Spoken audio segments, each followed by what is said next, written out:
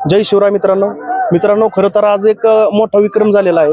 फॉर्च्युनरच्या मैदानाच्या नंतर लागोपाठ सलग तिसरा गुलाल छत्रपती संभाजीनगर वरून आज पुणे जिल्ह्यातल्या हवेली तालुक्यामध्ये छत्रपती संभाजीनगरचा लखन आला आणि लखनने खरं तर आज एक म्हणजे विक्रमच घडवला। खरं तर वडकी मैदानातला ओरिजिनल हिंद केसरी किताबाचा मानकरी झाला। तर कशा प्रकारे बघता आजचा विजय खूप आम्हाला आनंद झाला। बैलांना आज एक नंबर केला।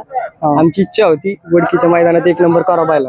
मागच्या वर्षी काय झालं तर आलो नव्हतो वाटत आम्ही। या वर्षी बैलांनी एक नंबर केला म्हणून नियोजन खूप प्रकारे चांगले केले। आता खरं तर छत्रपती संभाजीनगर ते पुण्याचं अंतर किती अंतर आम्हाला 250 किलोमीटर आणि हे 60 किलोमीटर मग 310 किलोमीटर पडलं आम्हाला। खरं तर आज 310 किलोमीटर वरून येऊन आज एक नंबरचा मानकरी झालाय। कशा प्रकारे बघता आजचा विजय आम्हाला खूप आनंद झाला। ते येतो इतक्या लांब, बरोबर आहे, त्याच्या गाडीत उभा राहतो, इतकं येऊन 3 फेरे पळवतो, एक नंबर केला, बरोबर। आम्हाला जीवापेक्षा जास्त त्याचा आनंद झाला। आणि आजच्या पायऱ्याचे नियोजन कसं केलं? पायऱ्यानं भाऊनच केलता पायऱ्या। कोणता बैल होता लखनदराज? शेवळ्या आबाचा पाखऱ्या होता। खरं तर शेवळ्या आबाचा पाखऱ्या म्हणजे जबरदस्त आजचा पायरा होता। वाटलं होतं का आज छत्रपती संभाजीनगर एवढ्या लांबून तुम्ही आज आला, तुम्हाला वाटलं होतं का बाबा आज आपण एक नंबर करणारच? वाटला देवाच्या हातात आहे, बरोबर आहे। सगळे एक नंबरच्याच मार्गाने येते, बरोबर। देवाच्या हातात एक नंबर व्हायचा नाही व्हायचा। खरं तर आज गाडी गटाला, सेमीला आणि फायनलला तर विक्रमच केला। पुसेगावचं नियोजन कसं असणार? पुसेगावचं नियोजन चांगलंच असणार आहे। भाऊ करत नियोजन झालं, भाऊ करत असते नियोजन, आम्ही फक्त बैल घेऊन येत असतो, बरोबर। साधारण पुसेगावला आम्हाला कोणत्या बैला सोबत पळताना दिसत? सांगता येत नाही कोणत्या बैला सोबत पळू शकतो, बरोबर।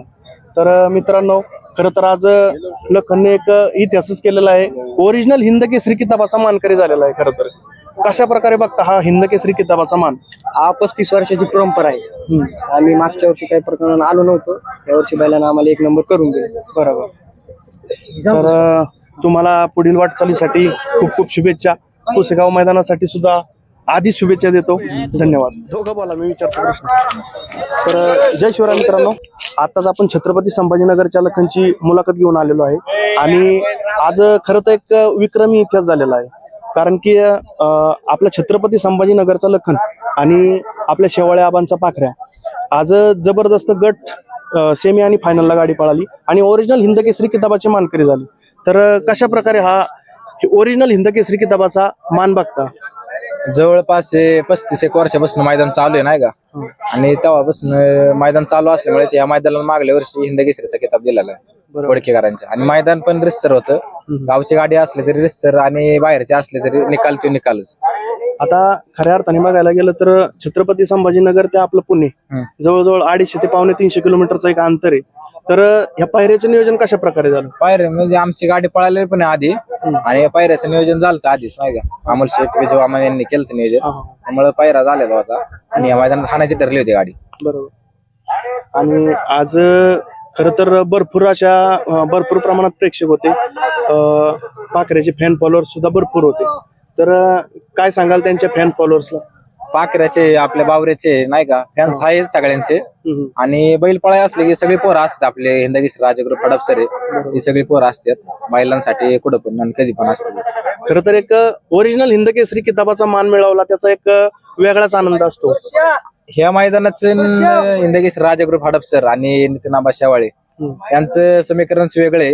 मैदान असले की आपलं एक नंबरचा मानत असतो।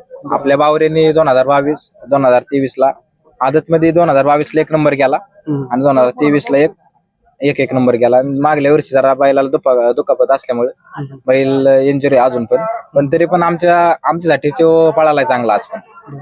आणि एक ज्यावेळेस आपण पायऱ्याचं नियोजन करतो की बाबा आपला या मैदानात आपलं तुमचं गावचं मैदान आहे, गावच्या मैदानात आपल्या बैलाने एक नावाने इज्जत राखली पाहिजे।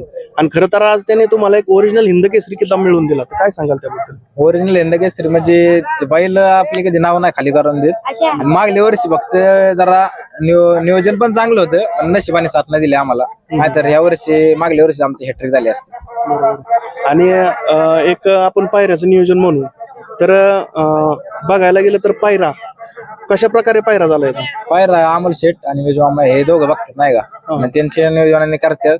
आबांना विचारून सगळं करतात. त्यामुळे गाडी आपली कंटिन्यू गुलालाच असते. ज्यावेळेस एक पायऱ्याचं नियोजन झालं, पायऱ्याचं नियोजन झाल्यावर कुठंतरी तुम्हाला असं वाटलं का की बाबा आज आपण मैदानात एक नंबर करायलाच म्हणून? पायरा होता त्यामुळेच आम्हाला गट काढला ना आम्ही, त्यावेळेस आम्हाला वाटलं होतं आम्ही एक नंबर करणारच. आणि आपलं ह्या मैदानात एक नंबर असतो म्हणजे असतोच कंटिन्यू. आबा ज्यावेळेस एक पहिला नंबर आला, आबांची काय प्रतिक्रिया होती? आबांची प्रतिक्रिया म्हणजे गट काढला तेव्हा आबास म्हणले होते आपला आज हा एक नंबर, त्यामुळे काय विषय नाही. तर मित्रांनो, आज खरं तर छत्रपती संभाजीनगरचा लखन आणि शेवाळे आबांचा पाखऱ्या यांनी खरं तर एक जबरदस्त असा विक्रम केला आणि ओरिजिनल हिंद केसरी किताबाचे मानकरी झाले. आणि सगळ्यात महत्वाचं म्हणजे आपल्या गावात बैलांनी एक मान राखला, इज्जत राखली. त्याबद्दल काय सांगाल? ह्या अभिमानच आहे आम्हाला बैलांचा. या मैदानात राहतेच आणि आपल्या गावा शेजारचं मैदान असल्यामुळे आपल्याला अभिमानाचे एक नंबर केल्यामुळे. आता एक पुसेगावचं मैदान येतंय, पुसेगावला पण त्या मैदानात काय तयारी आहे? मैदान तयारी आहे बैलांची. आपला छोटा बावरे पण आहे, मोठा बावरे आहे आणि आपलं पाखरे पण आहे. नियोजन कसं असणार? काय नियोजन चांगलंच राहील. अजूनपर्यंत जर नाही झालं नियोजन चांगलंच असणार. तर मित्रांनो, अशा प्रकारे शेवाळे आबांचा पाखऱ्या आणि छत्रपतीचा लखन यांची आपण बाईट घेतलेली आहे. तर तुम्हाला पुढील वाटचालीसाठी खूप खूप शुभेच्छा. धन्यवाद.